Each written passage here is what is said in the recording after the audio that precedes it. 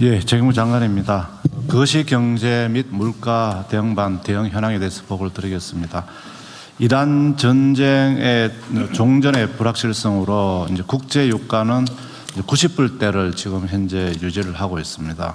환율은 1,500원대, 주가는 오늘 아침에 8,700포인트를 이렇게 하고 있는 상황입니다. 5월 수출입니다. 수출은 지금 월간으로는 53.2%로 증가했습니다. 그래서 877억 5천만 불. 그래서 이게 84년도 한참 수출이 잘 될 때 84년 1월 이후 최고치입니다. 그래서 저희들이 통계를 보니까 42년 4개월 만에 최대치를 이루었습니다. 그리고 일간에서는 수출 관련해서 반도체가 다 아니냐, 그렇지 않습니다. 반도체가 많이 있습니다만 그 외에도 컴퓨터라든지 또는 조선이라든지 또는 미차 전지라든지 이런 12개 분야가 지금 수출이 잘 되고 있다는 말씀을 드리겠습니다. 그래서 현 추세를 지속한다면은 연간 수출액만 9천억 불을 상회할 것으로 전망을 하고 있습니다. 한국은행에서는 한 9,500억 불로 상해 그 정도로 될 걸로 보고 있고요. 또 일부에서는 1조 불까지 수출만 1조 불을 달성하는, 이렇게 되면은 진짜 명실공히 세계에서 5위 수출국을 자리매김하게 된다는 말씀을 드리겠습니다. 다만 대통령께서 말씀하신 바와 같이 물가가 문제입니다. 중동 전쟁 여파로 인해서 고유가가 지속되다 보니까 석유료가 5월 달에 24.2% 이렇게 올라갔습니다. 그러다 보니까 영향을 미쳐서 전체적으로 소비자 물가가 3.1% 지난달보다 올랐습니다. 그런데 저희들이 그동안의 그 최고 가격제라든지 또는 유류세 인하라든지 이런 정책을 통해서 한 0.6% 낮춰져 가지고 3.1%였고, 만약에 이런 노력을 하지 않았다면 3.7% 정도로 추정이 됩니다. 그리고 저희들 그나마 다행인 것은 농축수산물, 가공식품, 외식 요 세 가지가 먹거리 물가라 그러는데, 이 먹거리 물가 상승률은 2% 이런 겁니다. 그래서 대통령께서 말씀하신 바와 같이 저희들 그동안에 담합에 대한 제재라든지 업계 할인이라든지 이런 노력을 통해서 적어도 민생 물가만큼은 정부가 책임지고 좀 하겠다 하는 그런 의지를 반영했다는 보고를 드리겠습니다. 대응 방향입니다. 향후에도 장바구니 물가, 체감 물가는 저희들 정책의 최우선 순위를 두고 할인 지원, 납품 단가이나 공급 확대 할 수 있는 모든 노력을 다해서 물가 안정이 되도록 하겠습니다. 특히 그 여름철에 폭염이나 폭우에 따른 또 우리 먹거리 물가, 식품, 재료 인상 이런 부분에 대해서 선제적으로 관리하겠다는 말씀을 드리겠습니다.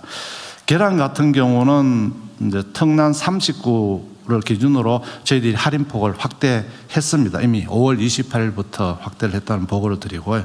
신선난도 2천만 개를 추가 수입해서 이 계란 가격 반드시 안정화시키겠습니다. 닭고기도 최근에 그 AI 조류 독감 등으로 인해서 올라가고 있습니다만 닭고기 자조금 등을 활용해서 납품 단가를 인하해서 최대한 안정되도록 하겠습니다.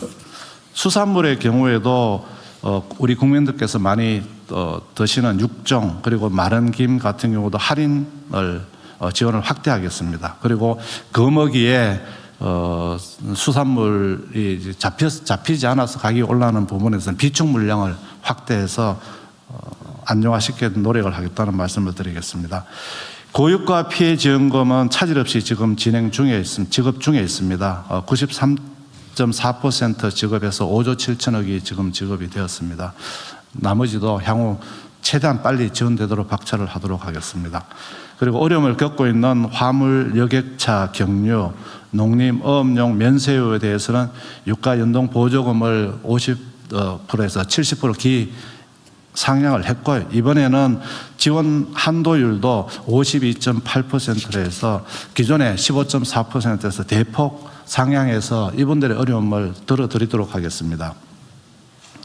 부산 BTS 등 대규모 공연 행사 시 저희들이 늘 이렇게 단속도 합니다만 바가지 요금이라든지 불공정 행위가 이렇게 발생하고 있습니다. 그래서 6월 8일에서 9일간 관계부터 합동으로 특별 현장 점검을 실시하고 그다음에 숙박업소 위생이나 가격 담합 행위 등도 집중 점검토록 하겠습니다.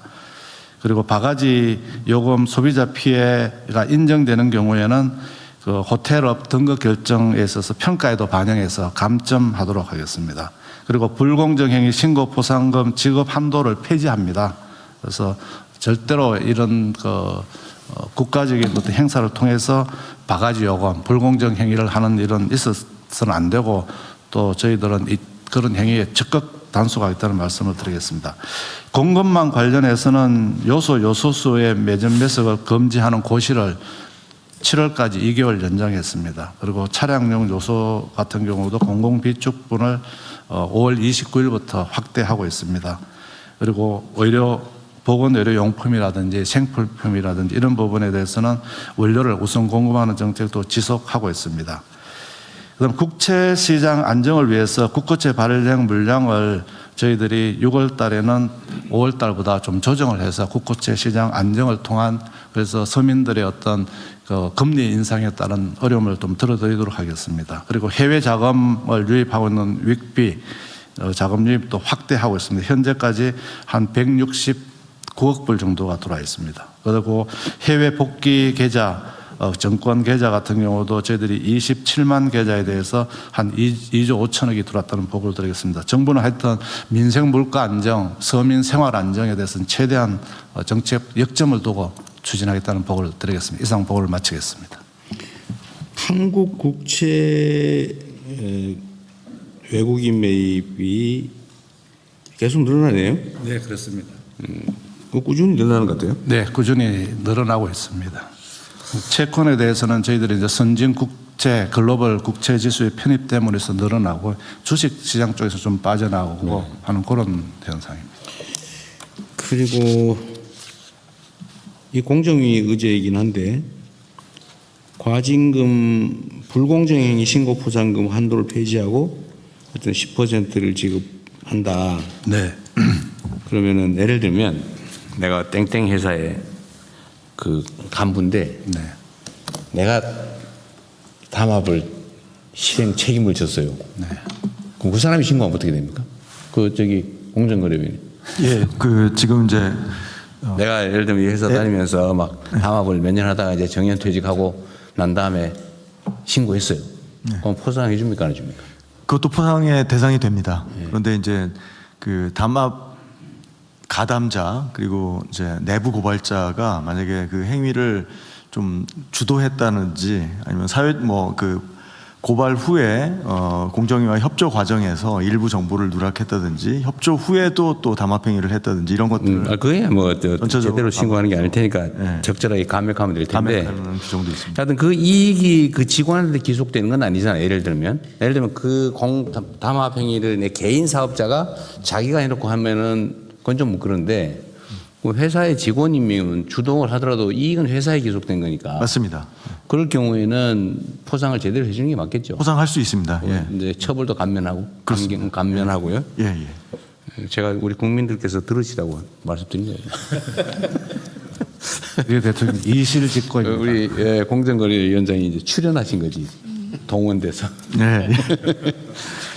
어쨌든 어떤 불법 행위, 우리가 정한 규칙을 어겨서 돈을 버는 행위에 대해서는 실제로 엄정하게 제재를 해야 됩니다.